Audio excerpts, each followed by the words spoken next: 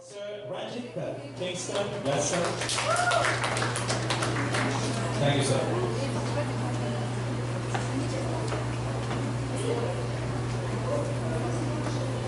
Good afternoon, ladies and gentlemen. Thank you for choosing to be here. As I always mention, concurrent sessions are challenging. Sometimes you have one person to talk to. Well, thank you for being here. And I would like to say this at the very beginning of the presentation. I'm still a learner, and I'm learning to do research. And here I have prepared a research entitled Lived Experiences of Adventist Teachers in Multified Setting Towards Integration of Faith and Learning. That's it.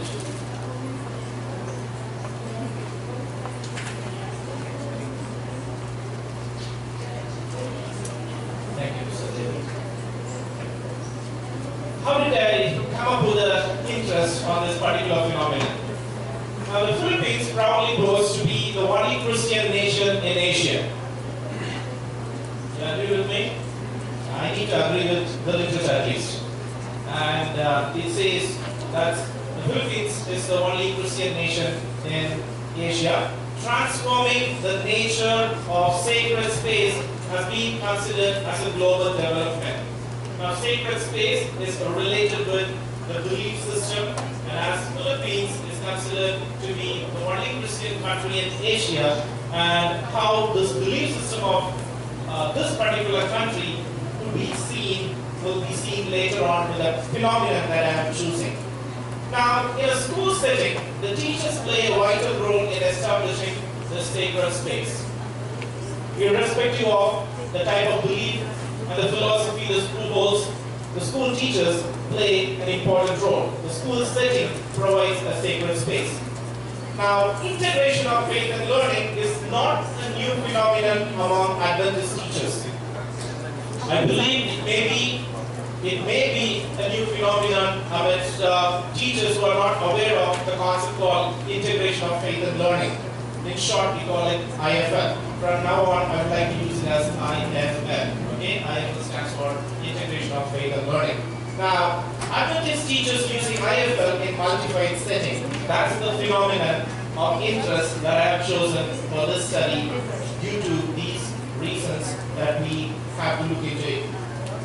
The justification of the study, in the context, we have 82.9% of Catholics in the Philippines and 5% of Muslims, 2.8 evangelicals, Ecclesiastic Christian 2.3, other Christians 4.5, others 1.8, and unspecified 0.6, none 0.1%. Now, Seventh-day Adventists, a particular belief group, fall into the category of other Christians, which is 4.5%, whereby the Adventist educators fall into it, and who is well aware of this particular phenomenon called integration of faith and learning. And who are these Seventh-day Adventists, and what it has to do with our Philippines? There was a humble call from Australia by the name Robert A. Caldwell, who was the first one to get into Philippines hundreds of years ago to establish this concept called Seventh-day Adventists in the land of Philippines in Manila. And right now, according to the statistics, we have around 4,705 Adventist churches and 988,483 members, 12 Adventist academies, 161 elementary schools, and estimated 3,500 to 4,000 Adventist teachers in the Philippines. Now, there are no statistical records or limited study found about Adventist teachers in the non-Adventist run schools on their teaching practices, specifically using IFL. Now, let me make a little bit of correction over here. When I say non-Adventist run schools, it simply means schools which are run by Adventist people, but it is not recognized as an Adventist institution by the organization. Adventist organization. So that is why the statement is it's a non-Adventist run schools. So, curious to find the experiences of those teachers in that particular context, how they integrate integration of faith and learning, so the IFL. Now, phenomenology. They're interested in studying the experiences of the teachers about the specific phenomenon, hence it is phenomenology. And it's a mixed phenomenological approach as they put together hermeneutic phenomenology and the transcendental phenomenology as I look into their experiences and interpret it, okay, to know from their reality and also the knowledge about it. Now, how do we consider in terms of this particular phenomenon with the relevance of teaching? Now, teacher research as a scientific process validates and refines existing knowledge and generates new knowledge. Secondly, knowledge development in teaching reflects an epistemological shift toward the inclusion of qualitative methodologies and research methods. Identification of challenges improvises new teaching strategies that reflects on the ontological shift of the study. What is it exactly in terms of teaching is trying to identify through experiences of the teachers the knowledge about these phenomena, and if there are challenges found, it could be related to how the reality of teaching could be using this particular phenomena across. And that is what is considered for this study. Now, based on this, research questions were formulated. What are the experiences of the Adventist teachers in using IFL strategies in the Montefiore setting? And what were the reactions of the students, parents, and co-teachers as experienced by these Adventist teachers who use this IFL? Lastly, what are the challenges the teachers faced while interfering into the sacred space of the students? Now, these Adventist teachers usually focus on education as the harmonious development of the physical, the mental, and the spiritual powers. It is all about the holistic education. Further, since 1872, the SDA system of education has been commissioned by God to adhere to the biblical mandate which is mentioned in the book of Isaiah, chapter 54, verse 13, that states, "All thy children shall be taught of the Lord."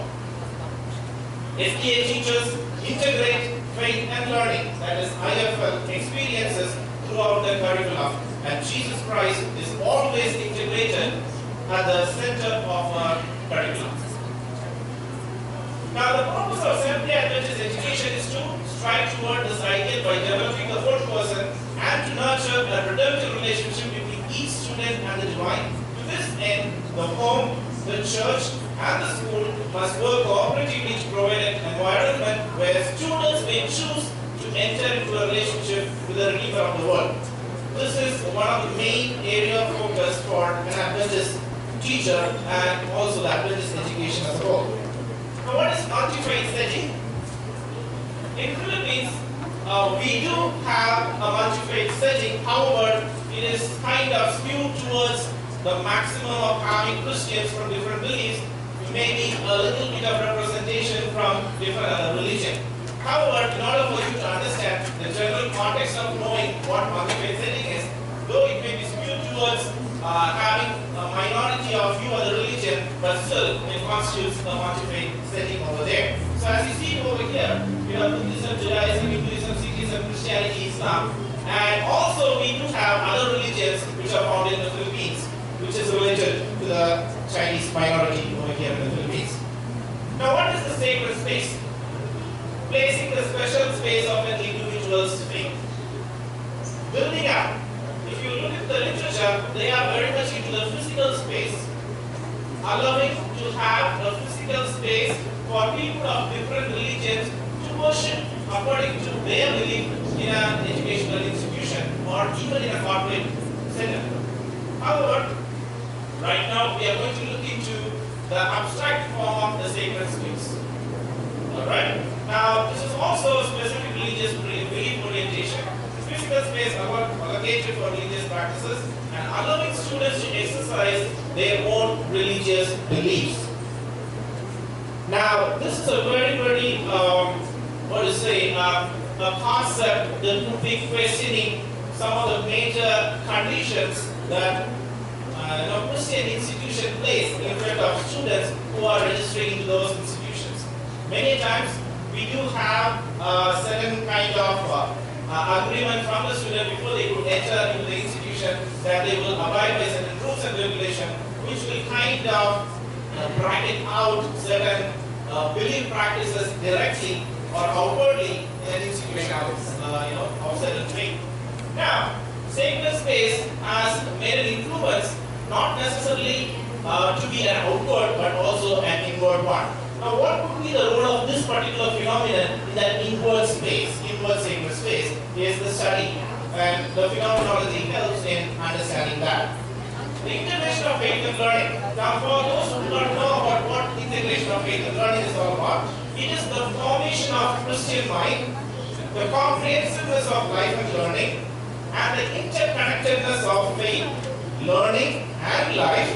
And now these core concepts serve in turn as a bedrock for a comprehensive, whole-person educational program mediated through divinely appointed instrumentalities and resulting in a faith-nurturing perspective for content and method. I have divided them a single definition into 6 elements because these 6 elements are considered to be foundations of integration of faith and learning. And this was written by the keynote speaker by himself, John Wesley Taylor, in his publication in 2012. Now, the research design had the following consideration for taking this particular research method. The phenomenon being studied is complex, where contingencies are inevitable. You cannot simply get rid of the realities of this concept or this particular phenomenon. Also, meaning evolves from interactions with others. Though it is inevitable, without being interacted, you may not be able to understand the depth about the idea about it, sense epistemology standpoint of it. Then the tenets is constructivist epistemology aligns with pragmatism, and this goes into the in-depth conversation which requires the researcher as an instrument for the second round of statement clarification or probe for deeper meaning. As you see, the qualitative research method phenomenology fits into that. It is an attempt to deal with inner experiences unprobed in everyday life. And hence, this particular research design is used for this study. Now, for the sampling subjects, access, and setting, it was purposive sampling, and all Adventist teachers of a private international school run by an Adventist educator found in Ceylon, Calabarzon region. Now, for the purpose and the significance of the study, the researcher was able to access the respondents because looking at the importance of the study for that particular school setup, the administrator was very well encouraged to have the study conducted in their particular setup. And also, they were all Adventist teachers over there. Ethical considerations were followed. The school is in Ceylon, as I mentioned before, with around 200 students from more than 12 countries and 8 religions and 15 faculty and staff. I had 2 levels of data collection in this phenomenological study. The first round was an open-ended question interview designed to explore the lived experiences of the teachers who used IFL in their teaching, trying to find out their experiences. In order to bracket out completely my biases as a researcher into it, I used a particular bias, bracketing called bracketed interview.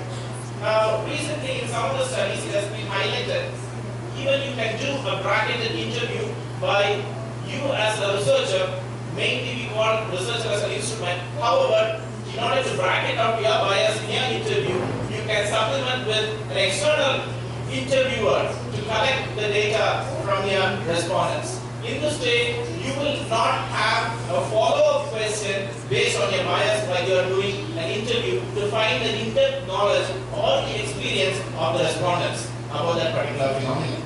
However, after it is being done, the researcher will go through the complete transcription of the data collected after it is being transcribed from the audio to the written form.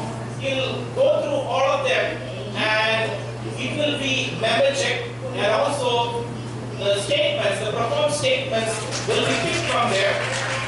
Okay, now based on what it is being picked from there, it is based on the study on of the particular phenomenon, what it has been stated, it will be picked from there, and then it will be thrown much further.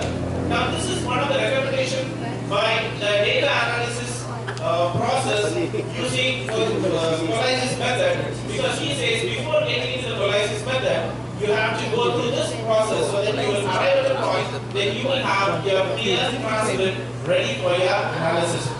Now, during this coding, for the first round of coding, I did use attribute coding, emotion coding, value coding, and narrative coding. Then, having the end of the first coding, developing the category, also looked into the value coding for verbiage. What is it trying to tell out of the code? Then finally getting into the narrative coding for final coding. If you look into the Qualitative method over here, you see that transcripts, then you identify significant statements and traits, then it is populated meanings, then further into categories, clusters of trees and themes, then exhaustion of description of the phenomena, then further it is reduced, then fundamental structure is formed, returning to the participants, and finally validation of exhaustive description and the fundamental structure is framed. Now this is followed in this particular study.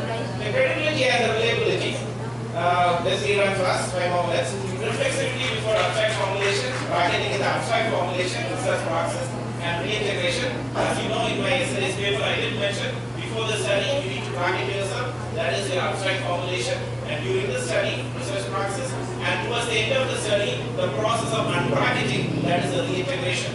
Then member check after transcribing, memoing as casual reintegration. Sorry, it's a causal reintegration.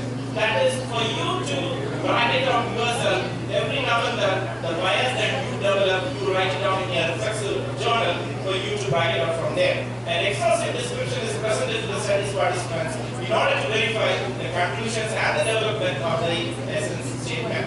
Summary of the participants: total number of teachers 7, male 0, female 7, and all of them are Adventist, married 3, unmarried 4, background of Adventist education, all of them have, and they are all from Philippines, 5 from Luzon and 2 from Mindanao. You must be wondering why only 7 out of the 15. Now, most of the, other than the 7, rest of them, some of them were, as I said, teachers were not much involved in, directly implementing strategies, and they were not available. Secondly, around 4 to 5 of them were just the staff who were not involved directly into the strategies used for teaching directly to the students in the classroom. Hence, they remain out of this study. Now, some of the participant narratives are as follows. I did use an external, the interviewer who did the first round to do the transcription and also the translation, the interpretation from Tagalog to English. Don't ask me to read, which is written in Tagalog. You cannot understand what I'm saying. So it's better for me to give you the interpretation in English over there. So it says, Mary said, of course, all of the learnings as you are aware. My understanding about IFL, sir, is when you're going to teach a certain subject or a certain lesson, at the end of that lesson, you need to insert something about Jesus. Okay, that is one of the statement. The other person mentioned, they have questions especially about food, faith, and our fundamental beliefs. This is about the students' reaction to some of the integration of faith and learning in the class. So they are very much concerned about the food, faith, and our fundamental beliefs. And in reaction to the topic on food, Jane said that one of the parents reacted saying that the Bible states that once cooked, it can be eaten. It is the context of eating pork. Okay, so I do not know where they got the particular reference from the Bible, but the teacher did mention once cooked, we can eat. Okay, now Freddy said that one of the students highlighted a conversation as they are very open to what I, as a teacher, introduced to them, and they accept it. Julia stated, they respect you and you respect them. Now these are not complete paraphrase, I have just interpreted. Okay, yeah, whatever I have underlined, I have put it, that is the essence of that particular statement over there. Now the emerging things, many emerging things, just for this slide, I have put it over here. IFL is for certain subjects only. IFL influences students positively. Sharing IFL continues at home. Positively jolts the student belief system and produces confusion.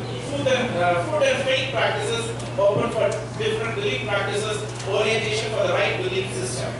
Now, I would like to highlight a few of the themes. Sharing IFL continues at home.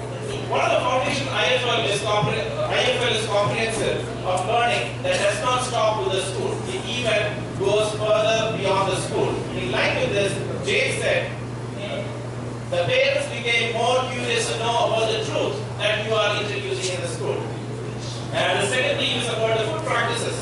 The food practices differ across the religion, but is not limited to it, because even it can differ across various cultures. However, the theme on food practices seem to be unique while being absorbed with IFL in lessons across subjects. To support this, Mary commented, we can't eat pork because it is in the Bible. This is one of the respondents who mentioned about the practice. Theme 3, orientation for the right belief system. Now, IFL is practiced for a purpose to transform the sacred space. Exemplary life of teachers makes the difference for lifelong. To support this, Lear commented, someday that they will remember what they have learned in school about the right belief system. Now, what are the findings in connection to the research question? For the first research question, what are the experiences of the Adventist teachers in using IFL strategies in the multi-faith setting? Teachers felt the need of using IFL. Teachers did not know the different strategies of IFL. Teachers used IFL based on their conscience. Curiosity were aroused amidst the students. Teachers felt helpless while dealing with certain topics in the subjects and about IFL.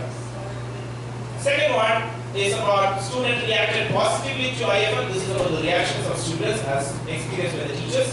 Parents were more curious to learn more. Students were able to clarify about their belief practices. Co-teachers were supportive. However, they remained helpless to be more productive. Parents were challenged with controversial topics. The next one is about the challenges that teachers felt while interfering in their sacred space because of this particular phenomenon of IFL. Questions about their own belief system, inadequate knowledge for teachers to answer the students, trying to find a balance, undecided about differences in belief practices, quite positive reaction from the students and the parents. Sorry for the typo there. Now, connection to literature, it is a challenging phenomenon among Adventist teachers.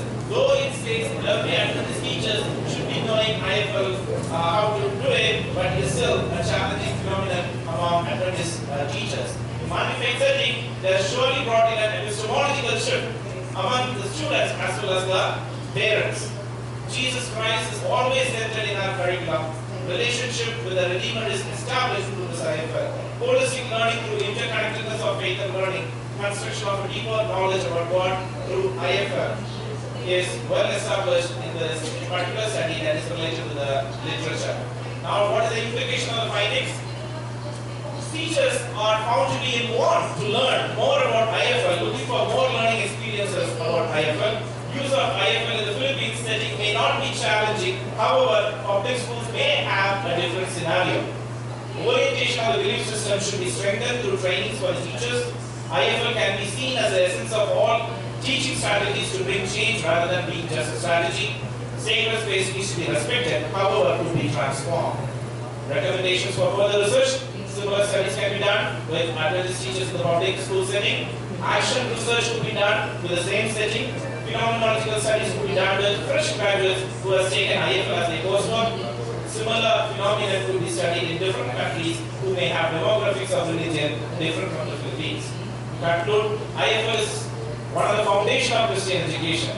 Future of every Christian educator in Christian and non-Christian school should be prepared with the strategies of IFL. Be a responsible Christian educator. These are some of the selected references, and thank you everyone.